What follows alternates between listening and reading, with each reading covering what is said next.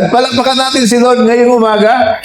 Malakas na palakpak kasi nagtagumpay ang ilan nating kapatid na makasama natin ngayong umaga. Dahil minsan ay sa kabisihan, sa trabaho, at sa maraming bagay, marami sa atin ay hindi natin every Sunday nakakasama. Kaya maging masayahin tayo kapag yung hindi natin nakasama last Sunday ay nakita natin ngayong umaga. It is God's grace, it is God's mercy. Ang bawat isa ay nangungusap pa rin ang Panginoon sa kanilang puso. Ang ganda po ng tema natin ngayon for the last Sunday. Mula noong first Sunday, ang pinag-usapan natin ay ang pag-ibig ng Diyos. Pang-apat ngayon ay inseparable love. Alam niyo ba na maraming nagmahalan pero dumating ang panahon na naghiwalay din sila? O di ba? Pero ang Diyos natin, ito ngayon ang ating tema. Ang Diyos natin, ang kanyang love is inseparable. Nananatili siya kahit tayo nakakalimot sa kanya. Ito ang maganda sa ating Diyos.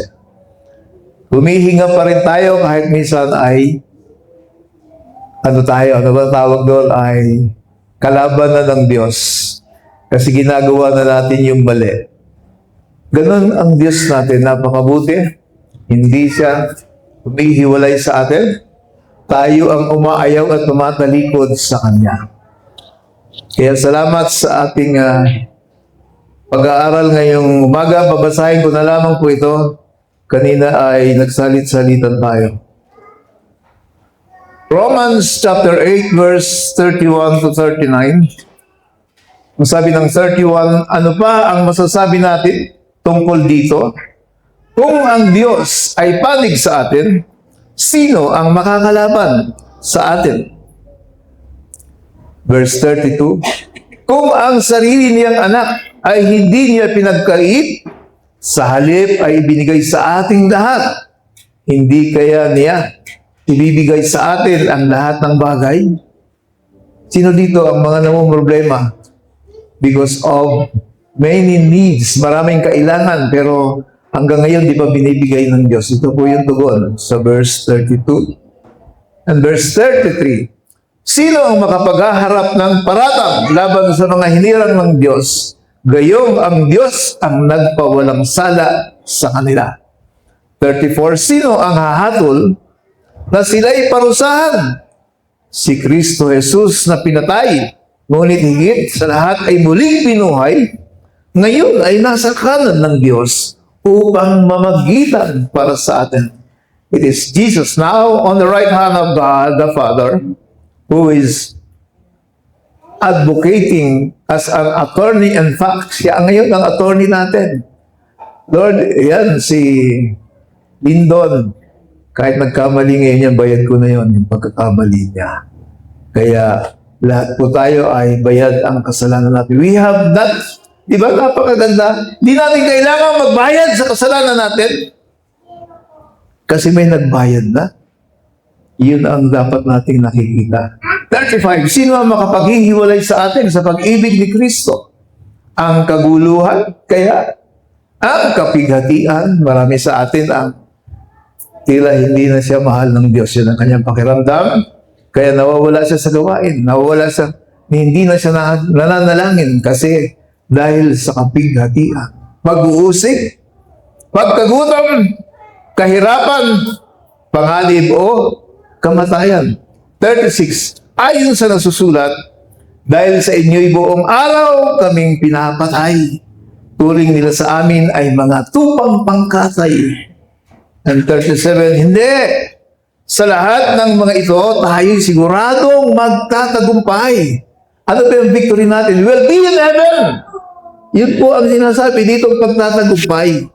You can be suffering so much, pero ang dulo po nun, if you will only keep on believing, you will be with Jesus in heaven.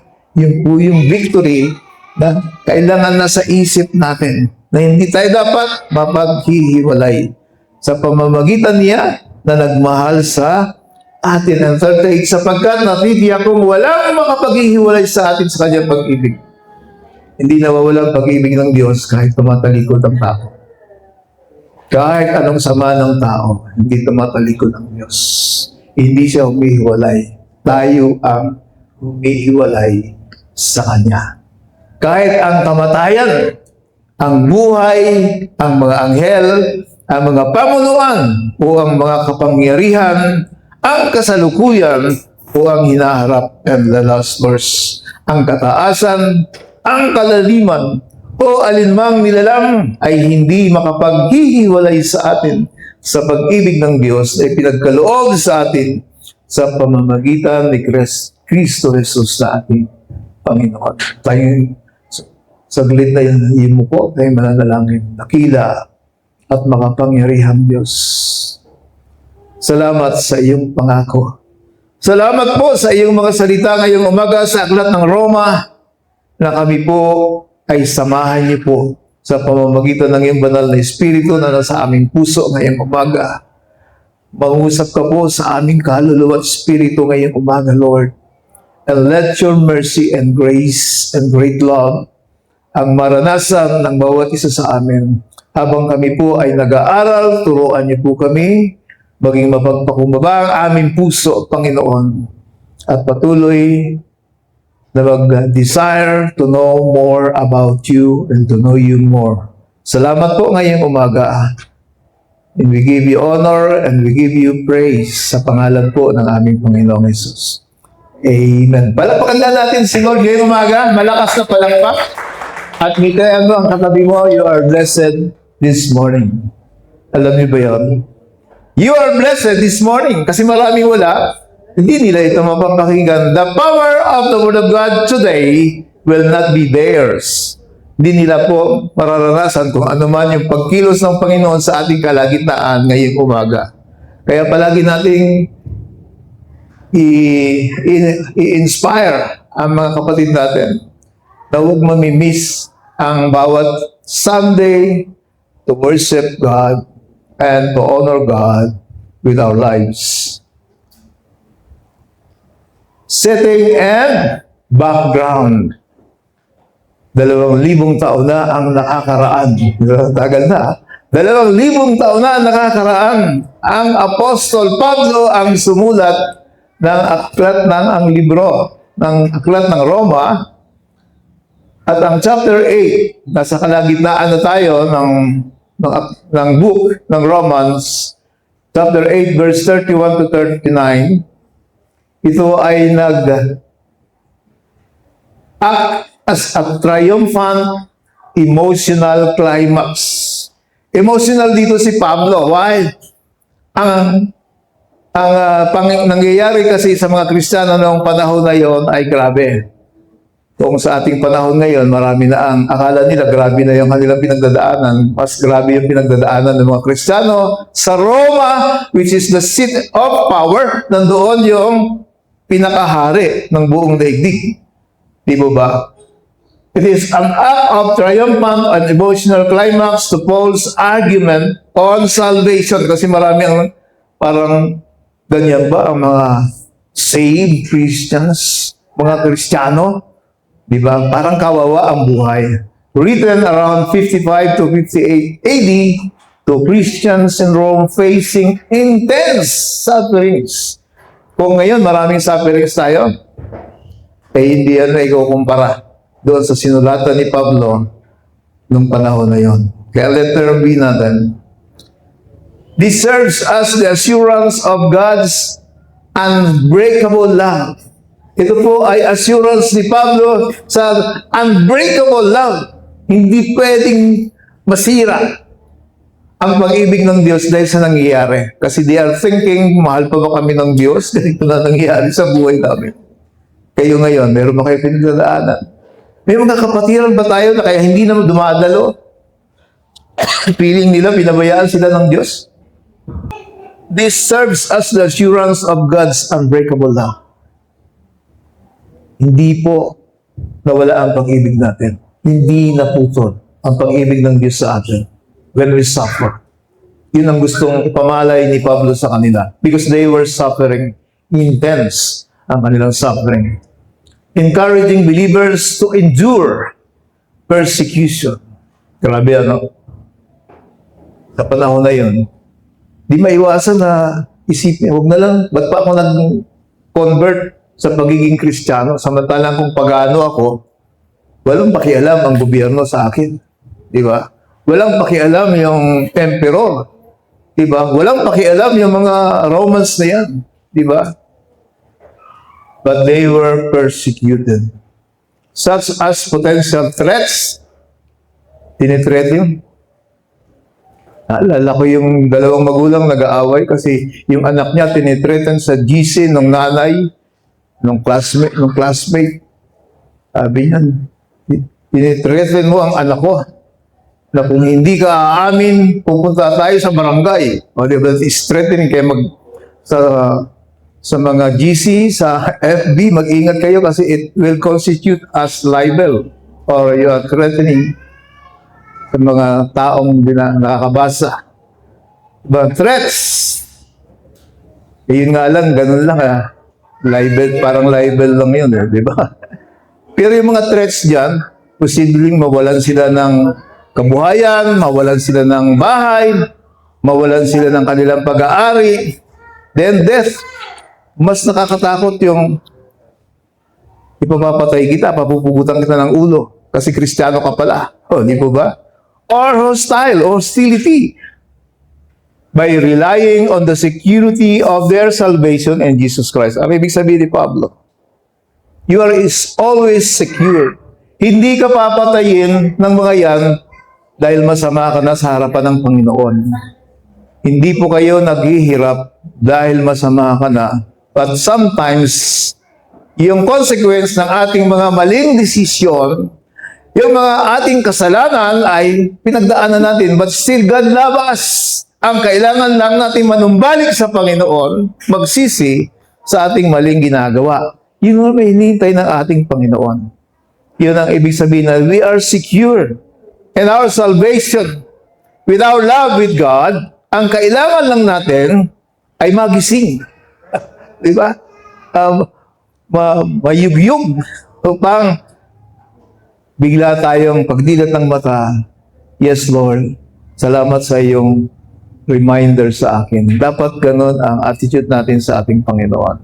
Yun ang gusto ni Pablo sa kanilang mangyari, na hindi sila mag-isip na wag na lang akong save. Talikuran ko na lang kasi yun ang dahilan kung bakit kami ay nape-persecute. Kaya ang structure of the text natin, ginawa kong 4. Una, God is for us. Yun ang truth. Yung mga nilalagay natin ganyan structure, that is the truth. That is God-centered. Na ang Diyos ay palagi nakasentro diyan sa mga talata na yan. Dahil yung verse 31 and 32, gusto ni Lord na i-assert sa atin through Paul na God is for us. Kahit tayo ay nape-persecute. Kahit tayo ay nakakaranas ng mga bagay na ayaw mo. God is for us the basis of our confidence. Ang basis dapat ng confidence natin sa buhay, kahit pagtawanan ka ng mga kamag-anak mo, God is with you. God is for us. He is for us. Pangalawa, God is the judge. Ito ang dapat nating takot tayo makulong. Di ba? Kasi i-judge tayo ng corrupt na judge. O, di ba? Pero ang totoong judge natin ay si Lord. Pwede kang ikulong ng daigdig na ito. Pwede kang paratangan ng hindi mo naman ginawa. Dahil lamang mayroong nagparatang sa iyo. Hindi po ba? But God is our judge. God is the judge. The security of our standing, there should be no condemnation. Kaya tayo ay hindi tayo dapat nagko-condemn din sa ating mga kapatiran. Kasi hindi tayo judge. Hindi natin alam ang puso niya. Hindi natin nakikita. Hindi natin naririnig ang tibok na puso ng ating mga kapatiran. So there should be, we are secure in the love of God. Pangatlo, God gave us sufficiency of our strength. Gaano ka mang katanda, kagaya ko, magsi-71. Gaano ka mang kahina in your strength, it is enough because of the strength of God that is in you to face trials. O magtagumpay ka sa mga trials. Ang gamit mo lang is believing, faith. Yan lang ang gamit natin. We are now strong because God is for us and God is our judge. Ang apat, kaya yung trials, kung magtitiwala ka sa Panginoon, it is your belief system that will empower you na mag-triumph ka over trials. Kasi alam mo sa pinagdaanan ko, ang lahat ng trials ay blessing. Kasi kung hindi ka dumaan doon, hindi ma-develop yung buhay mo sa pagtitiwala sa Panginoon. Trials are blessings. Walang Kristiyanong ginamit si Lord kahit nung unang panahon na hindi pinadaan sa trial. Even Israel faced so much trials because of the great plan of God. Dadalhin sila sa isang lugar. Sipin mo, dadalhin ka sa isang lugar, may bahay ka na hindi ikaw ang nagpatayo. Meron ka ng field na anihin mo na lang na hindi ikaw ang nagtanim. It requires devotion to the Lord. It requires believing in God. How much more yung ipinapangako sa atin sa heaven kung liko ang puso natin. Kaya tayo dumadaan sa mga trials because of the crookedness of our heart. Because of the soul that is in us na hindi makaunawa ng mga spiritual na bagay. So God is sufficient and God assures us of our future. Yung heaven, it is an assurance for us. Hindi mo nawawala yun. Kailangan lang natin magpatuloy. Kaya, puntahan na natin ang point 1 natin. The first truth about God. God is for us the basis of our confidence. Hindi ka dapat panghinaan, hindi sila dapat panghinaan dahil sila ay naging Kristiyano, nagkakaroon sila ng problema. Kaya ito yung rhetorical question doon ni Pablo. If God is for us, who can be against us? Di ba? Kapag ang tatay ko siga sa lugar, sino ang pwedeng kumalaban sa akin? Di ba? Yung mga anak ng siga. Di ba? Sumbong kita sa tatay ko. O di ba? Eh kung mayor ang tatay mo, sabi yung mga barkada namin noon, mga anak ng mayor. O di ba? Hindi kami magalaw. Kasi anak, yun na, mayor. Di po ba? Kaya kahit saan kami pumunta, sa mga piyestahan, talagang sikat kami. Kasi kasama namin yung anak ng mayor. Di ba ganun tayo? But oftentimes, Kristiyano na tayo, hindi natin iniisip yun. Ano ba yung problema mo? Ano ba yung pinapangambahan mo sa buhay? Eh, itatay mo nga lang, mayabang ka na. Pero nga lang, ang armas mo ang lakas na ng loob natin. Di ba? Who is God? If you will understand God, di ka matatakot sumunod sa Panginoon. Kasi proven, taon na ang lumipas, proven lahat ng nagtiwala sa Kanya, ay pinagpala niya. Why are we so afraid of trials? Eh, kailangan nga yun. Kasi kung may pera ka na, pag hindi ka sanay magtiwala sa Panginoon, gagamitin mo yan sa gusto mo. Kung may tagumpay ka na, may posisyon ka na, gagamitin mo yan para sa gusto mo. Hindi mo gagamitin para kay Lord. Di ba? Kaya, mayroong mga pinagdadaanan to try us. To learn. Di ba? Who will be against us? This assumes a position of divine favor. Ay, favor nga lang ni Mayor, ang dami ng mayabang, ang dami ng siga. Di ba? Eh, lalo ngayon, yung mga partido ni BBM, di ba? Ultimong budget natin, kaya nilang guluhin, palitan, di ba? At mapirmahin ang presidente ng blanco. Those are power. Very powerful. But higit doon ang Diyos natin. Bakit? Hindi sila makakaligtas sa ating Panginoon ang ginagawa nila. Letter B, the supreme proof. Ano ang katunayan? God did not spare His own Son, but delivered Him for us all. Diba, binabasa ko kagabi yung Psalms 103. Diba? Verse 10 to 12. Sipin mo yun, wala kang babayaran. The amazing thing God promised, wala kang babayaran sa lahat mong kasalanan. Binayaran ng Diyos mismo sa pamamagitan ng kanyang anak. Bakit kasama si Lord?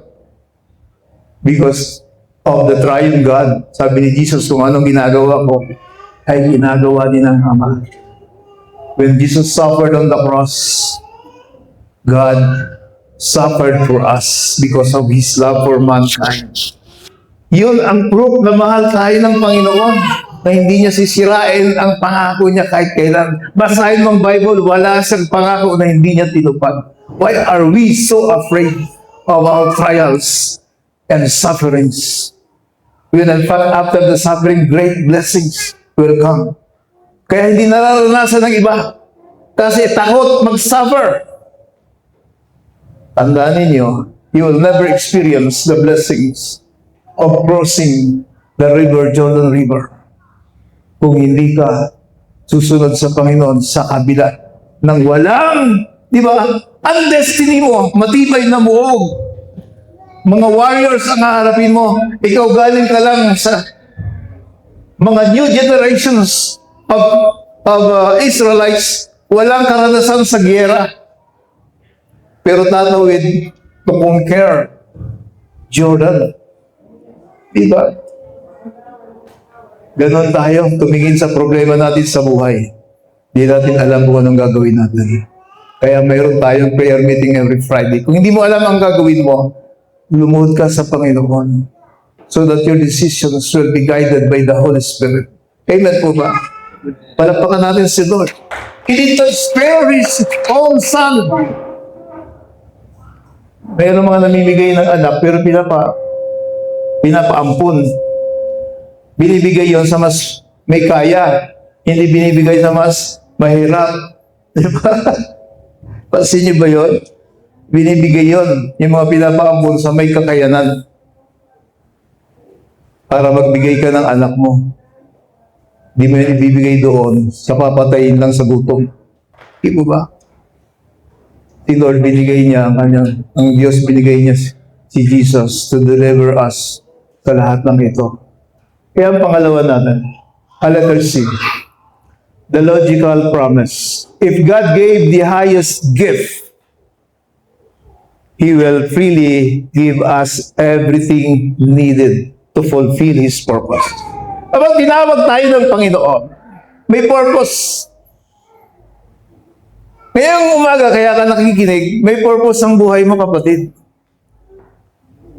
Kaya lang, may sarili kang purpose. Yan ang problema natin. Marami tayong purpose. Ako nung araw, talaga yun nga. Sabi ko, 1 million. Pero higit pa roon ang binigay ng Panginoon na bilangin ko. Di ba? Kailan yun nangyari? Matanda na ako. Pero tinupad ng Panginoon. Kasi late din akong sumunod sa Kanya. Di ba? Kung mas bata pa akong sumunod sa Kanya, marahil. Kasi ang lago ng business ko. Pero dahil sa business, wala na akong time para kay Lord. Tandaan niyo yun. Kaya pwedeng alisan kayo ng mga bagay na dahilan kung bakit kayo. That is love of God. Why? When you have nothing, you will come to God. You will surrender to God. And your surrender is totoo. Tandaan niyo po yun. Kaya huwag kayo matakot kapag nawalan. Because God will give you freely. He will freely give us everything needed to fulfill His purpose. Hindi purpose mo. Sabi mo sa katabi mo, hindi mo purpose. Yun ang problema po natin. Di ba? Well, palagi yung purpose natin, kaya tapos sisisihin, ayaw na magsimba kasi ito, nawala na. Hindi rin maintindihan kasi hindi nga nagpipray, hindi niya mag-grasp sa mga hindi niya kinakausap si Lord, hindi niya alam paano nangusap si Lord, hindi nakikinig pag nasa church. Di po ba? Kaya, mali-mali ang desisyon sa buhay. Sinisisi si Lord sa nangyari sa kanya. Well, in fact, hindi nagkakamali ang Diyos. When God called us, ando na tayo sa daan. Pero ang dami natin kasing nakikitang magandang bagay sa daan. Di po ba? Along the way. Kapag ikaw binigyan ng liwanag, ng luwag ng Panginoon, marami ka na nakikita. Marami ka ng gusto at papalayo ka na sa ating Panginoon. Ito po ang gusto ni Lord sa atin. Pangalawa, God is the judge. Sila kasi ay ginadjudge ng panahon na yon. Diba? The security of our standing, no condemnation. Sabi doon sa verse 33 to 34. Anong sabi doon sa verse 33 to 34? Kaya ba, Joy?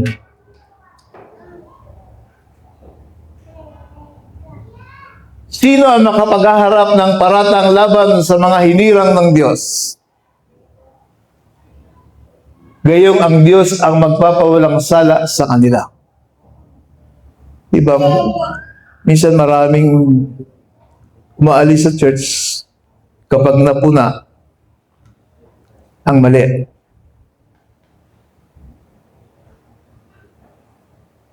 Sa kanila, hindi lang sa loob ng church, sila talaga ay dinajudge ng judge ng pamahalaan sa kanila.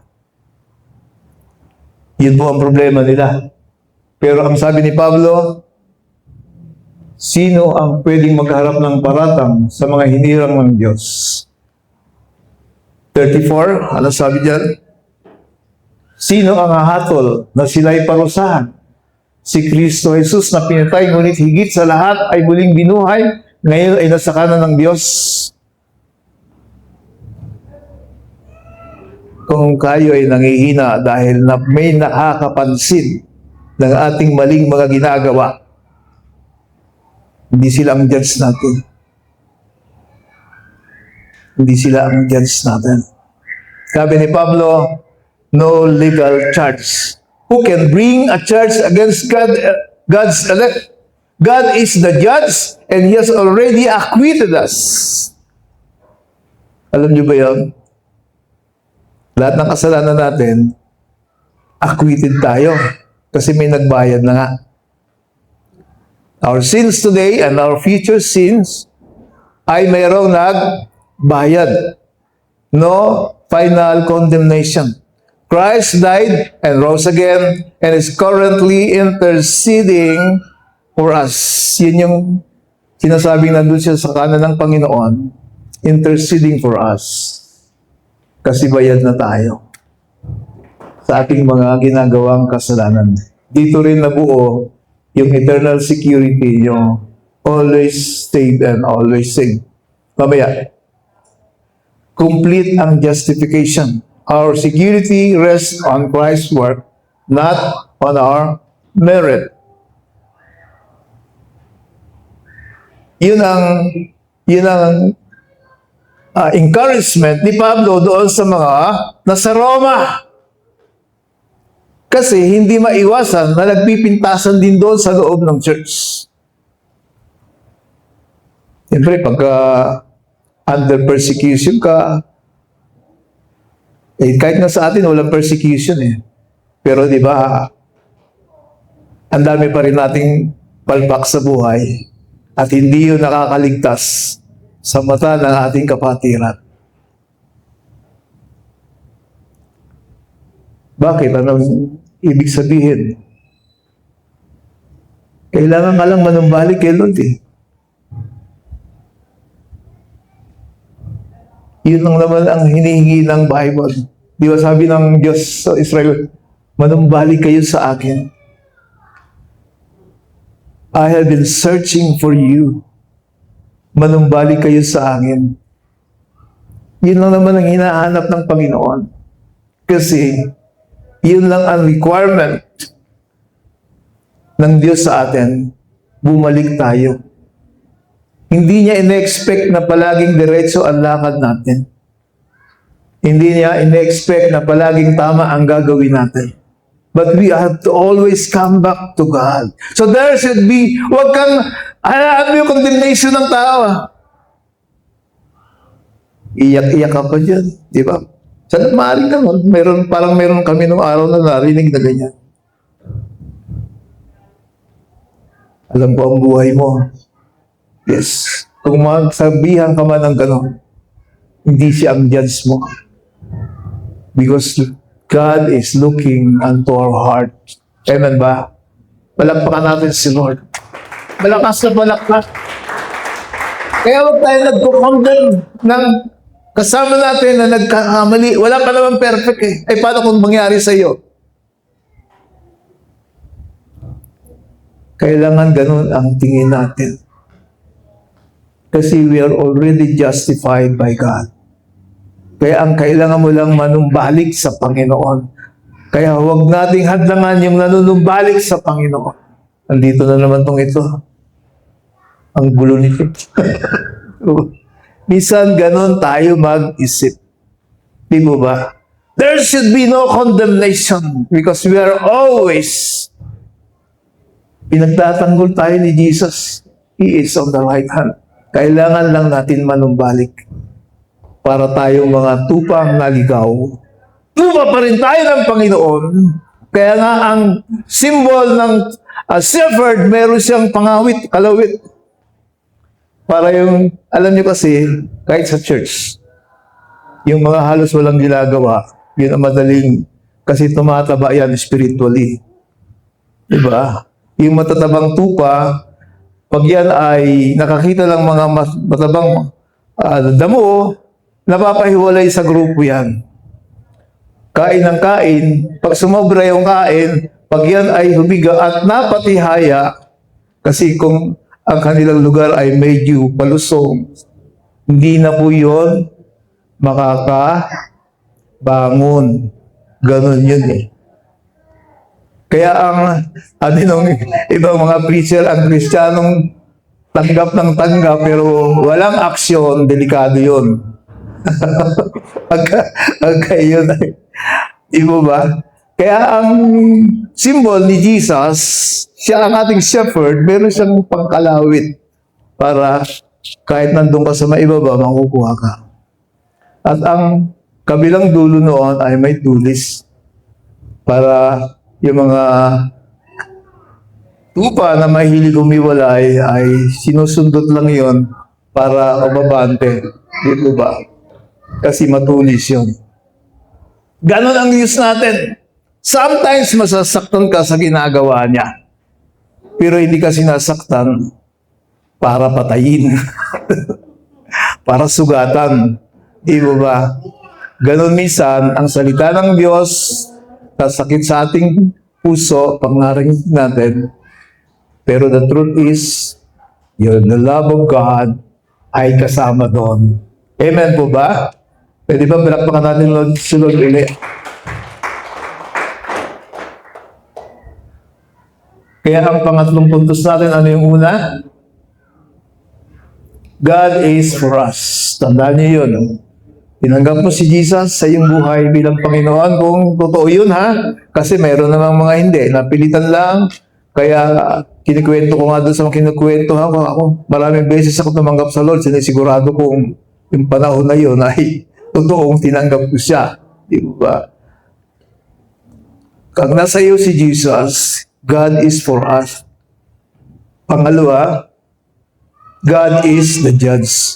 Hindi po yung tao nakapaligid sa atin. Hindi yung gobyernong pwede kang ipakulong dahil binintangan kang nagnakaw kahit wala ka naman. Itinuro ka lang, ang Diyos pa rin ang mag-judge sa iyo.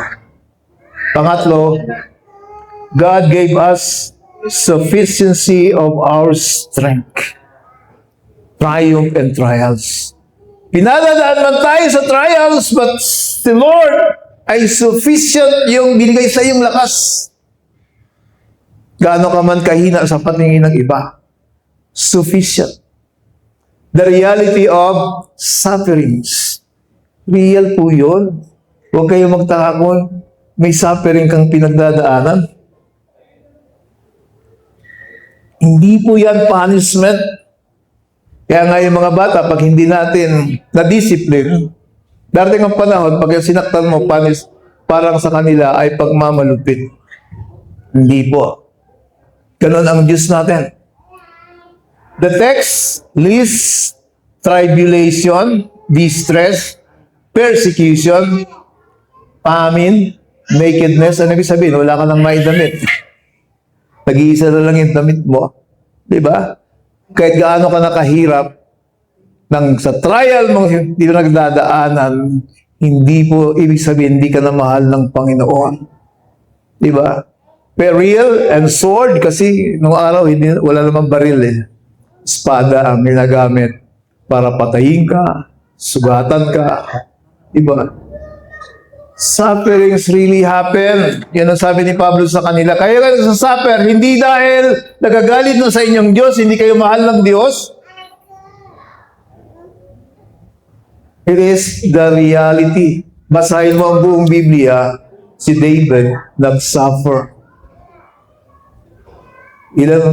Inanoint siya ni Nathan na maging next king kapalit ni Saul. For 15 years, he suffered. Kung ako yun, sabi ko, ay huwag na lang ako maging hari. Ang sarap-sarap ng buhay ko bilang shepherd ng tatay ko. Ako nagbabantay ng mga, gagawin mo akong next king Lord. Huwag na lang kasi itong buhay ko. Kinakailangan ko pang magtago. Diba? Ganon din ang buhay natin. Dahil tayo ngayon ay anak ng Diyos, may kalaban ang Diyos, ang dyablo, na ginagamit, maging ang asawa mo, anak mo, kapitbahay mo, biyanan mo, di ba? Gagamitin lahat yan ng dyablo to test you. Di ba? Para gusto niyang humiwalay ka kay Lord. Di ba ba? At inaalaw ng Diyos kapag ka nangyari, inaalaw ng Diyos yun. Banahin mo ang Biblia, inalaw ng Diyos ang maraming sufferings na nangyari sa kanyang mga tinawag. Why? Kasi, yun din ang panahon, natuto tayong tumawag sa Diyos kapag wala ka ng magawa. Di ba? Pag wala ka ng malapitan, di ba? Ano lang. Kaya nga, huwag naman dumating na kailangan pang may cancer para matuto tayong manalangin ng totoo. Huwag mo hintay magkasakit ka para manalangin ka ng totoo. Why? Many Christians hindi nananalangin ng totoo. Nung panahon na yon, di rin pa sila gaanong marunong manalangin. Kaya ang trials, persecutions, distress, ano man lahat yan, kapag yan ang nangyayari sa iyo, mayroon kang kailangang matutunan. Tandaan natin yun. Kailangang mayroon kang matutunan. Why? Gagamitin ka kasi ni Lord eh. Tinawag ka hindi para lang makinig dito. Sabi mo sa katabi mo, hindi ka dapat nakikinig lang. Tandaan natin yun. Hindi tayo tinawag ng Diyos para makinig lang ng boses niya. God called us for a purpose. Diba? Malinaw na yung go and make disciple, teaching them. Kaya tayo may disciples para may ituturo ka. Para naiintindihan mo kung bakit ganun si Lord. Diba? Kasi hindi ko rin naiintindihan nung una yan. Along the way, sa aking pag-aaral, sa pag-disciple sa akin ng mga senior pastors natin, unti-unti natututunan ko ang mga dahilan kung bakit pinagdadaanan ko, yung mga pinagdadaanan ko, hindi nangangahulugang hindi na ako mahal ng Panginoon. Why? I suffered na magkaroon ako ng first wife na may colon cancer. Diba? Kasi doon lang sa panahon na yon, ako natutong lumuhod ng nananalangin. At na umiiyak kay Lord kasi dalawa yung pinapanalangin kong may cancer. Yung asawa ni Anna, si Jude. Cancer on the lung, 4th stage. At ang misis ko. Di ba? Doon lang naging totoo ang aking panalangin. Kaya yung opisina ko doon sa Regalado, every morning nakaluhod ako para manalangin sa dalawang tao. I prayed for Jude na siya ay pagalingin ng Panginoon kasi maliit pa yung anak niya. Panganay niya, si Buchichay. Maliit pa. Kasing laki yata ni Sabi ko, Lord, maliit pa yung anak. Pwede po bang paggalingin mo siya? Pero yung misis ko dahil hindi lang yung colon cancer niya sakit, yung nagda-dialysis siya. Sabi ko, kinote ko yung kay Isaiah na binigyan ng 15 years. Sabi ko, yun na lang Lord sa misis ko. Why? Bakit ganon? Kasi pala, may ibang palit na ibang misis sa akin pagdating ng panahon. Amen ba? Palakpakan natin si Lord. Dito mo maunawaan ang Diyos natin. Kasi sa panahon lang na iyan, nang wala na ang first wife ko, naging totoo ang aking mga paglilingkod sa Panginoon. Kasi lahat noon, iniisip ko, pagparami ng pera, pagparami ng negosyo, yun ang nasa isip ko nung araw eh. Punta ako sa simbahan eh, dahil, alam niyo, lahat ng seminar napuntahan ko, ang natutunan ko lang sumunod. Sisunod ko lang yung unang pastor ko, punta ako sa seminar ng evangelism, seminar ng Sunday School Superintendent, diba? Pero wala naman akong naiayos na Sunday School. Attend lang ako ng attend. Ganon. Siguro inis na inis si Lord sa akin kung naiinis man, di ba? Kasi ipinadala na ako sa lahat ng training. Ayaw ko pa ding magpastor. Kasi masaya ako sa kalagayan ko. Kilala ko sa amin, kilala ko kahit yung mga loko sa amin, kilala ko kahit yung mayayaman sa amin. Lalo na nung magtayo ako sa lugar namin, nung Namfrel. Di ba wala nung araw bumabangga. Ay nasa government pa ako ng panahon na yun, pabalakas na loob kong bumangga. So marami nakakilala sa akin. Pride, di ba? Gusto natin yung ganun eh. Kaya masaya tayo. Marami tayong tao, marami tayong tao kahit sa kapumunta. This is the sickness of man. Yung pride. Kapag doon po tayo sa pride, hindi pwede kasi, kaya nga to humble you down. Bakit tayo dumadaan sa trial? So to humble us down. Kapag prideful tayo, then God will humble us down kasi mahal ka ni Lord. Kasi walang papasok sa heaven na mayabang. Why? When you don't obey God, then mayabang ka. Dapat alam mo na hindi mo sinunod. Mag-humble down ka kay Lord. That is why mayroon tayong Friday. Pwedeng dito mo sabihin kay Lord ang lahat ng pagsuway mo. Diba? Kasi kung prideful ka, hindi ka hingi ng tawad. Hindi ka rin tatawag sa Kanya. Kasi alam mo, kaya mo ang buhay mo. Yes, we can live in this world pwedeng 90 years without God.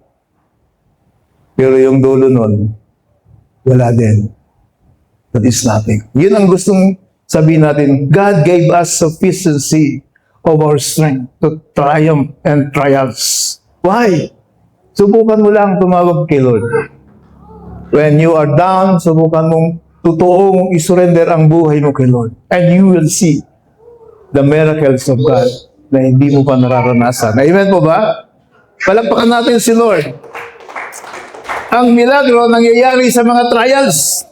Hindi yan na nangyayari habang ikaw ay nagpapalaki ng tiyan kay Lord. Kami maikin, malaki lang tiyan namin. Pero pagkain lang yan. Kaya ako, nagsimula lang ako magpaliit. Sinasamahan ko si Pastora sa jogging. Kaya lang, pag may pasok ako, di ko magawa. More than conqueror, sabi ng letter C.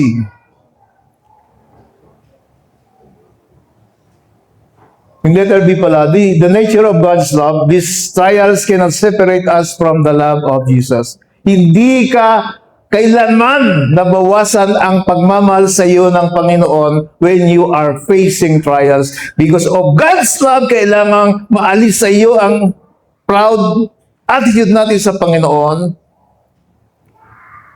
Kasi doon ka lang matututong tumawag sa Panginoon ng totoo. Kaya letters natin, we are more than conquerors. We are not just surviving. We are already victorious through Jesus who loved us, transforming suffering into context of victory. Diba? Kung wala kang laban, ano ang tagumpay mo? Kung hindi ka naglaro ng basketball, ano ang tagumpay mo? Pumapalakpak ka lang sa sideline, pero you are not part.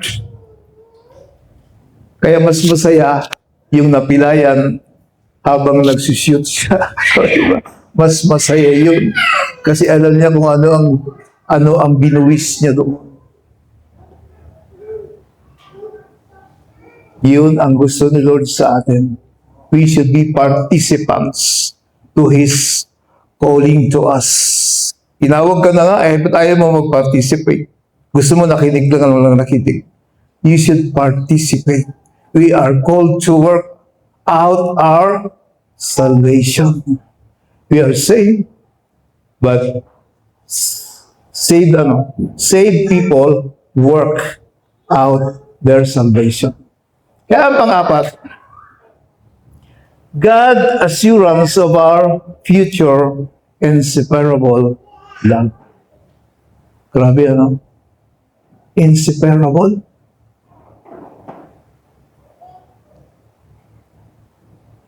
Tinanong ko ni Pastora, gaano ba kalalim yan yung inseparable? Parang yung di ba merong pandikit na, ano tawag doon? Na pagka pilit mong alisin, tiyak punit yung isa di ba? Mapaghiwalay mo. Kaya, di ba merong ganong pandikit na pag yun ang ginamit masisira mo na para lang mapaghiwalay. Hindi mo na paghiwalay, actually sinira mo. Para lang. Yun. Inseparable love. Ano ibig sabihin? Pag binasa mo ang Biblia, kaya magbasa po tayo ng Biblia. Mula Genesis, nung magkasala ang tao, the love of God ay hindi niya inalis. Kasi meron kayong solusyon doon sa aklat ng Genesis kung ano ang gagawin niya dahil sa pagkakasala na ebat niya doon. At alam mo gawin pag binasa mo. Dahil hindi na nagkaroon ng malay ang tao ng matagal, yung pagmamahal ng Diyos ay hindi nawawala. Siya mismo ang gumagawa ng paraan ng Diyos para mamamalaya ng tao. Kasi kaya nga sabi ng Book of Romans, yung ayaw maniwala sa Diyos, even sabi niya ang creation niya ay nagbabadya na mayroong Diyos. Kaya kalokohan lang yan ng mga atheist na pupunta sa bundok. Yun nga pinuntahan niya, gawa ng Diyos yun Diba? Bakit daw tayo na naniniwala sa Diyos na kung totoo yung Diyos mo, bakit yung mga walang kamuwang-muwang na bata, pinapaano niya sa baha? Diba? Ang thinking ng tao, hindi mo maaarok. Diba? Pero tanong ko din yun sa Sunday school teacher ko noon.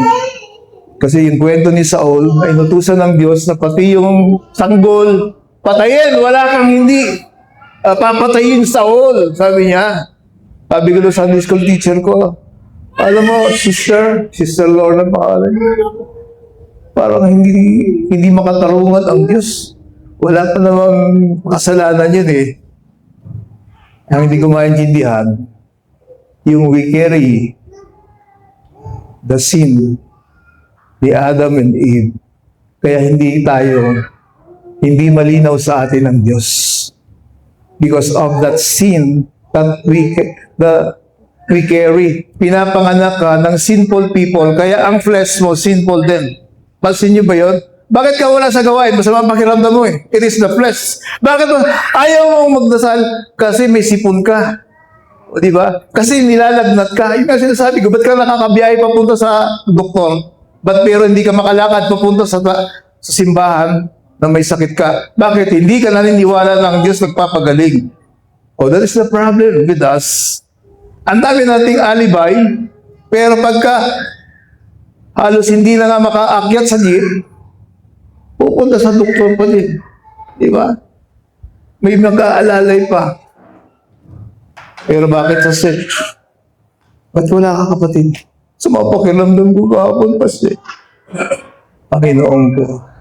Parang sinabi mo, magagawa si Lord sa akin. Na ang pagpunta sa gawain ay wala doon si Lord. Nasa bahay mo lang si Lord. Pwede mo mag-pray sa bahay, di ba sabi? Magbasa po tayo ng Biblia. Ang mga disciples, kapag sila nagkakatipon, may ginagawang milagro ang ating Panginoon. It is much powerful when Christians pray together.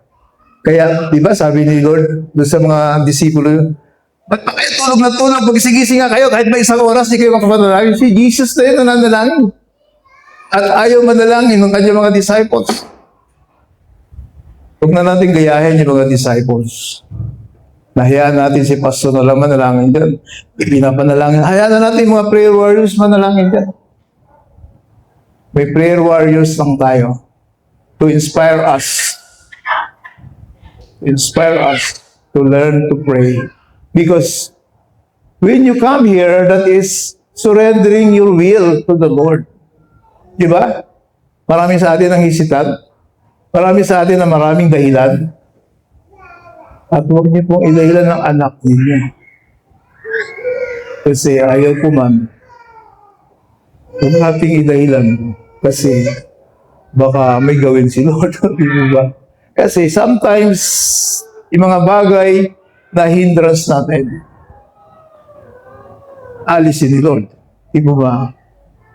Sa Biblia maraming ganun. Kaya kailangan natin magtiwala sa Panginoon. We keep on believing the Word of God. Huwag nating be selective tayo sa pinipili. At mag-aral tayo mabuti kasi mayroong mga contradiction, parang contradiction. Kaya mayroon tayong mga higher learning, yung ating mga leaders, tinuturuan sila how to interpret ng mga Bible. Kailangan marating ninyo yun para maituro nyo din sa mga iwiwin nating disciples. Kaya nawa, sa first Sunday, every first Sunday ay winning soul tayo. Kailangan nating mag-participate. It is the willingness of our heart to invite. Maghanap kayo dyan ng pulubi, bigyan nyo ng 10 piso, bigyan nyo ng 100, sabihin mo, sumama ka sa akin sa church. Di ba? Doon sa ating huling yung mga crippled, mga sabi ni Lord, papuntahin mo. Hindi mahirap mag-win kapag gusto natin. Di ba? Mga bata lang, bigyan mo ng chocolate, sumama ka sa akin. Kasama yan. Di ba? Why? Ano na problema natin? Belief. If we don't believe, then wala tayong gagawing paraan. Naniniwala kasi tayo na we are saved. Yes, you are saved. But may purpose ang buhay mo, hindi lang salvation. Purpose ng buhay natin is to win soul for Christ. Amen po ba? Palampakan natin si Lord ngayong umaga.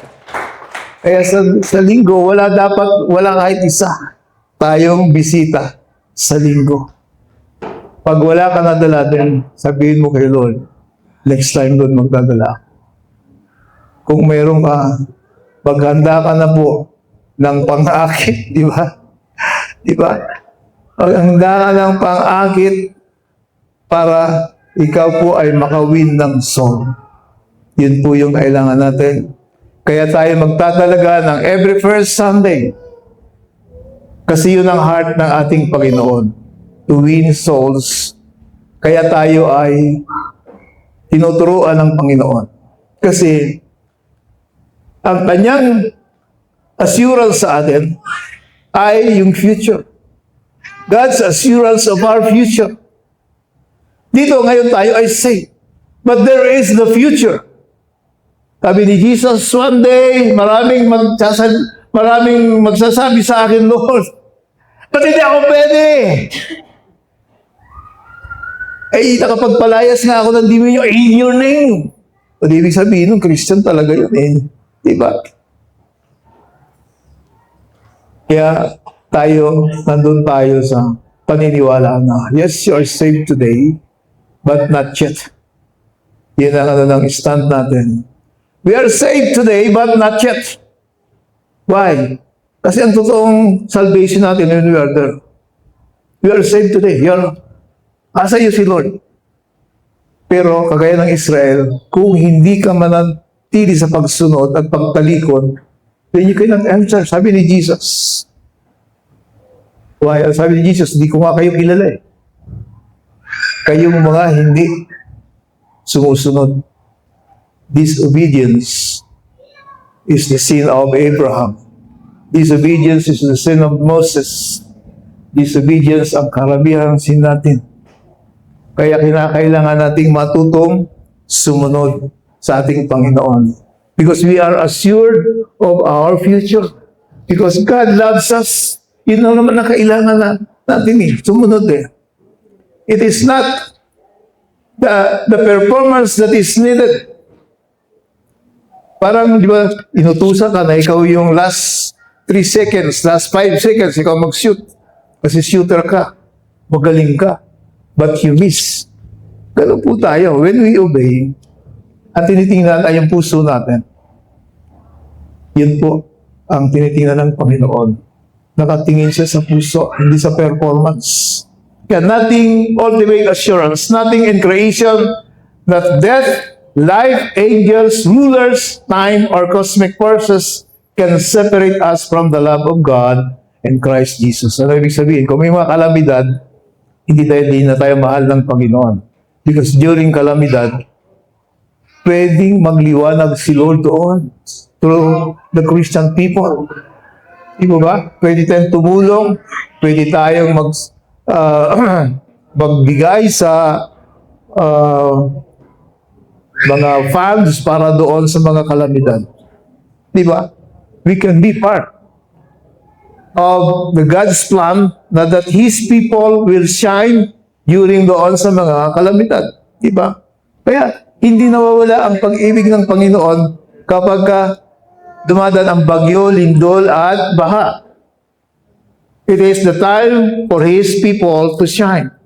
It is the time of God's mercy and grace to be seen. Ang love ng Diyos sa ating buhay. Amen po ba? Palagpakan natin si Lord ngayong umaga. Unconditional security. God's love is described as secure, eternal, and stronger than any threat. Diba? Mamatay ka man, pero kung papunta ka sa heaven, dapat yun ang purpose ng buhay natin, to be with God in heaven. Hindi magkaroon ng magandang bahay, palasyo. Pwede kung gustong ibigay ng Panginoon, di gamitin mo yung bahay mo para kay Lord. Di ba? Ganun po yung kailangan nating makita dito na ang anuman ang pinaplano natin, it is for God's glory. Kasama natin si Lord. Di ba? Kaya nga yung coach namin that is also for ministry. Kaya sa halip na ano lang yung binili, ang gusto kasi ni Pastora yung bios na pula. O di ba? Dream niya yun. Kasi si Edward may bios sa pula noon. Gusto niyang ibigay sa akin ni Edward noon. Pero ayaw ni Pastora na luma. Sabi ko, ito yung binibigay na nga sa atin Ayaw ko lang na luma. Kasi si Lord sabi niya, bago. Minsan, mahina ang pananampalataya ko, naiinis ako. Kagaya din ninyo ako Hindi ako kasing strong ni Pastora na luluhod kami dito nang wala naman kaming kasama. Di ko ba? Wala pang bubong ito noon. But very strong ang kanyang faith. Sabi ko, paano natin patatapos to? Love, may gagawin si Lord. Mag-pray lang tayo. Prayer. Di ba? Prayer lang ito. Di ba? Yung mga, sila sisters prayer yan, sila Lindon. Sila Lindon nga, parang hindi ko nakasama yan dito sa overnight prayer dito. Si Tatay Turning, si Nanay, sila Ninong Rudy, minsan wala pang bubong. Pag wala sila, Brother Lori, paano tayo nito umaambon? Ganun yung kasi wala kami sinuwa, kundi sila Brother Lori lang, kung sakasakaling umulan, minsan wala sila sa gabi. Di ba? Pero ang Diyos natin tumugon. Amen po ba? Palakpakan natin si Lord. Bakit? Kasi merong makakasama si pastora na mahina ang faith. Diba? May mag-ilalagay dito si Lord na manggagawa na kagaya ko na mahina ang faith. Kaya kinakailangan dumaan ako sa ganong mga prayer. Di po ba? Dito ko lang naranasan kami doon sa unang church ko. Madalang yata kami magkaroon ng ganong prayer na magdamag. Dito ko yung naranasan. Di po ba? Kasi why? Mahina ako doon. Tandaan ninyo, yung mga pinagdadaanan natin, gusto lang tayong patatagin ng Panginoon. Mahina ka sa pera, mawawalan ka ng pera. Para maranasan mo ang si Lord talaga ang magbigay sa iyo ng pera. Unconditional security. God's love is described as secure, eternal, and stronger than any threat. Ano man ang nangyari sa atin, nagkakasakit ang inyong mga anak, mga bata, tinuturuan ngayon ni Lord na manalangin ng healing sa inyong mga anak. Hindi nyo kailangan si pastor kung tutuusin. God is training you to believe in the power of God. God is training you to believe that you are the Son of God, the daughter of God, na gagamitin ng Panginoon para maghimala ng kagalingan. Ganon po ang ibig sabihin. Kaya huwag na nating hayaan na nagkakasakit ang anak natin sa pamamagitan ng pananalangin palagi. Cover us, Lord, with your mighty blood kasi nakikinig sa iyo. Gaano man ang tingin natin sa sarili. Minsan tingin natin, hindi kasi ako ganun ka-righteous, pastor eh. hindi naman ibig sabihin eh, perfect ang tao para pakinggan ng ating Panginoon. Amen po ba? Palakpakan natin si Lord. Pag alam mo naman na hindi ka perfect, hingi ka muna ng tawad bago ka manalangin. Di ba? Sabi ni Lord, tinuruan yung mga disciples, Ama namin, sumasalangit ka. Di ba meron doon paghingi ng tawad? Ganun po yun. Hingi ka ng tawad kay Lord para yung pagkilos ng Panginoon ay maganda. So, God's assurance of our future. Kahit dumadaan ka sa kawalan, kahit dumadaan ka sa sakit at karamdaman, kami ni Brad Lori na strong, hindi na wala yung pagmamahal ng Diyos sa atin. Ano, Brad? Kailangan nating magtiwala sa Panginoon. God's assurance of our future, inseparable ang love ng ating Panginoon. Kaya ang application, tayo na tumayo na lahat. Ang application natin.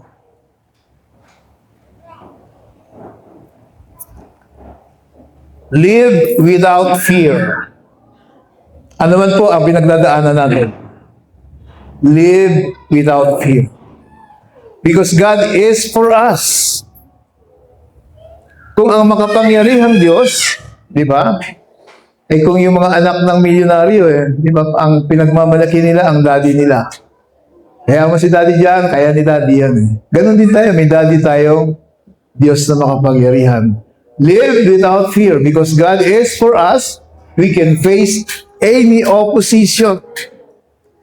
Saan man yung opposition mo, sa business, sa family, sa kapitbahay, saan man yung opposition mo, sa trabaho man, we can face opposition. Why? May sandata tayo prayer eh. Si Lord ang kakausapin natin. Kaya rest and grace. Ano ibig sabihin?